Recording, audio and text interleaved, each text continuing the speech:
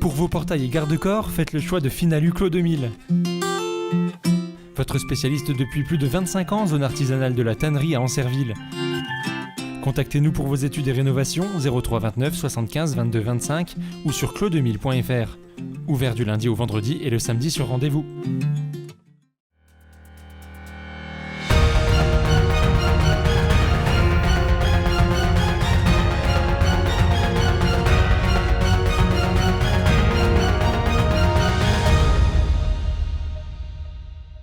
Bonsoir à tous, bienvenue dans votre journal week-end du vendredi 31 juillet 2020. Voici les titres de cette édition. Les salariés de Vitry Habitat manifestaient ce matin devant l'entreprise afin de faire part de leurs interrogations sur leur avenir. Une animation à Vitry-le-François se tenait cette semaine accompagnée par la police municipale. Des jeunes s'initient à la prévention routière. En Meuse, à Montier-sur-Sault, l'orgue de l'église subit un relevage. Un reportage à suivre à la toute fin de cette édition. 27, c'est le nombre de salariés dans la crainte d'un licenciement au sein du bailleur social Vitry Habitat, situé à Vitry-le-François. En cause, une situation financière tendue depuis quelques années déjà, qui contraint la direction à supprimer des postes, une situation qui laisse les salariés dans l'interrogation. Une nouvelle manifestation parce que depuis la grève qu'on a fait le 11 juin dernier, on pensait qu'on allait peut-être avoir plus de réponses à nos questions, connaître les conditions de départ des gens. On ne sait rien du tout, on ne sait toujours rien. La direction n'a même pas pris la peine, la direction du foyer et moi je parle, pris la peine de venir rencontrer les salariés qui vont être licenciés. Pour moi c'est la moindre des choses, ils prennent les décisions de Reims, il faut qu'ils viennent voir tous ces gens-là et leur dire clairement à quelle sauce ils vont être mangés, comment ça va se passer. Et là c'est pas le cas.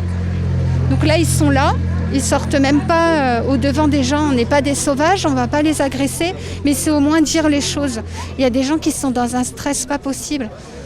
Parce que pour l'instant, c'est toujours rien. Normalement, le CSE va être consulté au mois d'août, avec une réponse en septembre.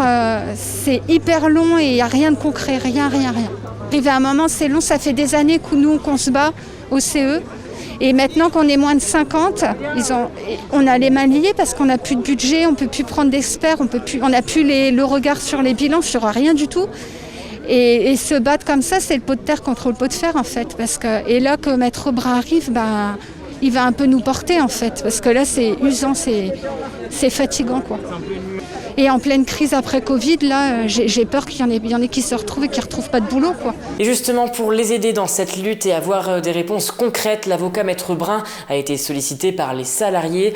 Ils étaient également présents ce matin à leur côté. On l'écoute. La société Vitry Habitat, dont l'actionnaire principal est le foyer Rémois, a décidé de mettre en place une restructuration qui impacte 2/3 des emplois aujourd'hui existants, c'est-à-dire plus précisément 27 emplois sur 43.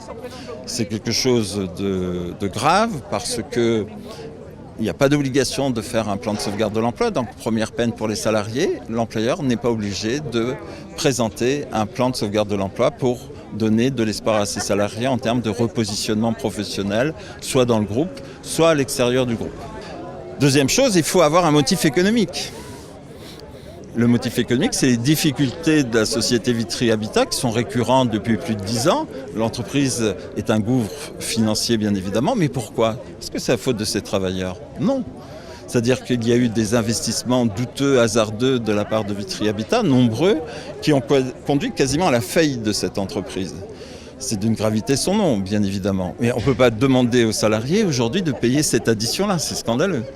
Et puis, troisième élément, l'actionnaire, qui va devenir, au 1er janvier 2021, leur employeur, puisque Vitry Habitat va être absorbé par le foyer Rémois.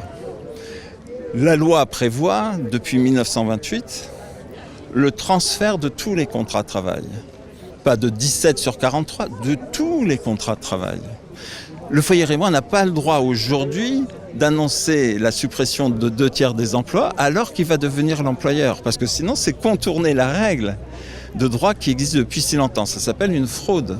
Donc aujourd'hui, le foyer Rémois, qui est l'actionnaire, qui va devenir l'employeur, commet une fraude en ne respectant pas les dispositions d'ordre public absolu qui sont dans notre code du travail depuis si longtemps.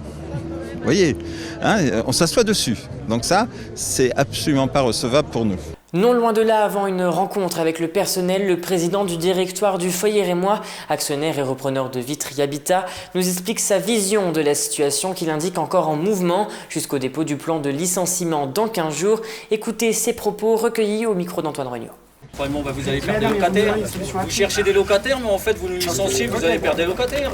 Et qu'aujourd'hui, donc, on est en pleine procédure et donc nous travaillons avec les entreprises du Vitria et aussi la collectivité qui nous donne un coup de main pour trouver des solutions d'emploi à proposer à l'ensemble des collaborateurs qui seront bien entendu libres d'accepter ou non afin de leur trouver une solution pérenne quant à leur avenir.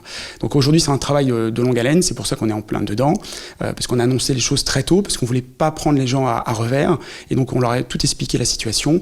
Donc cette procédure est en train d'être mise en place et pour aller jusqu'au bout, typiquement aussi, nous, on va essayer de voir si on peut proposer des offres en interne, pour voir s'il y a des offres d'emploi qui pourraient correspondre aux salariés de Vitry Habitat concernés par cette réduction. Aujourd'hui, ça fait 15 ans que Vitry Habitat a un résultat d'exploitation négatif. Ça fait 5 ans que Vitry Habitat est sous plan CG2LS, qui est une sorte d'assurance de interbailleur qui permet de venir en aide aux bailleurs en difficulté. Et aujourd'hui, dans ce cadre de ce plan-là, des choses étaient inscrites, il y a des choses à faire. La CG2LS nous accompagne. En contrepartie aussi, le bailleur accompagné doit aussi faire des efforts sur sa productivité et aussi sur sa taille, tout simplement par rapport aux tailles du patrimoine.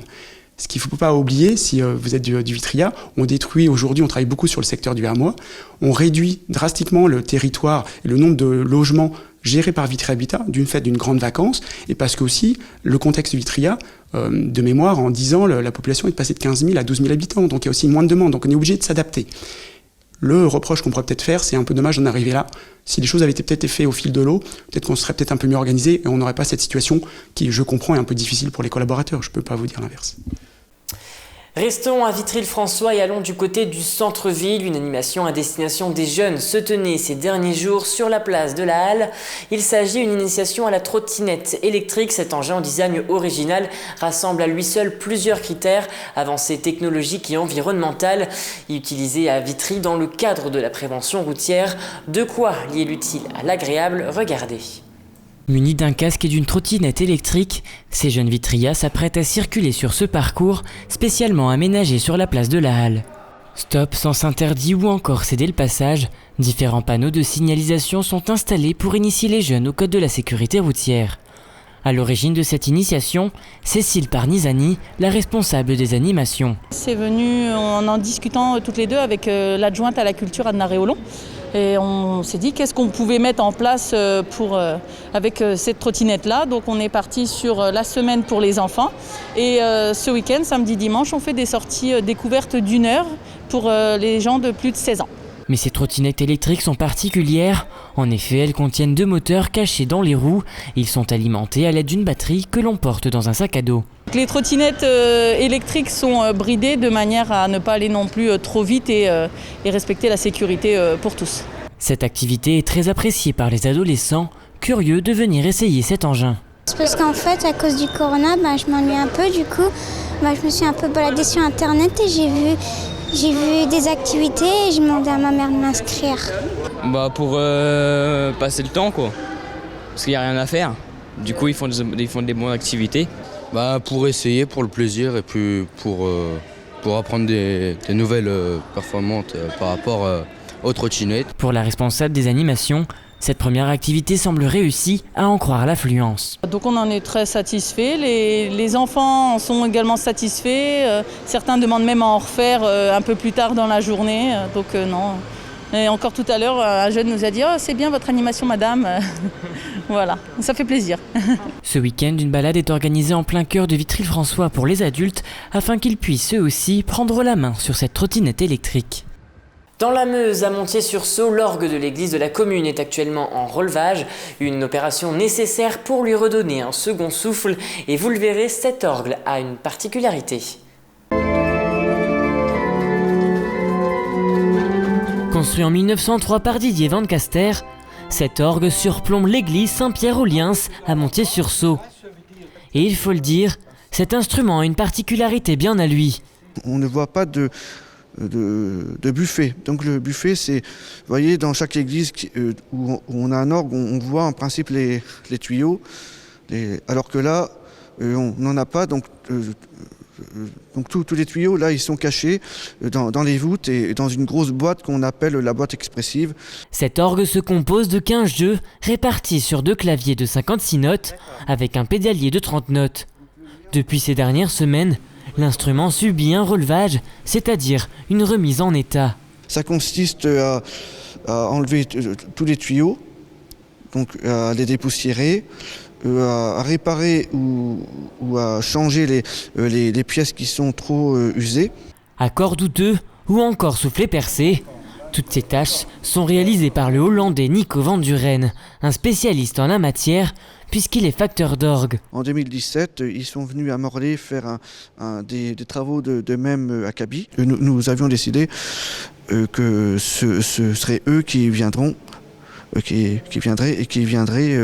à Montier pour faire les travaux. Voilà. Ce relevage aura donc permis à l'instrument de retrouver une seconde jeunesse et de sonner parfaitement. Et c'est la fin de cette édition, merci de l'avoir suivi. Dans un instant, vos prévisions météo de demain. N'oubliez pas, l'information continue sur puissancetélévision.fr. Très belle soirée à vous. Toute l'actualité qui vous concerne, à voir ou à revoir, dès maintenant sur puissancetélévision.fr et sur notre application mobile.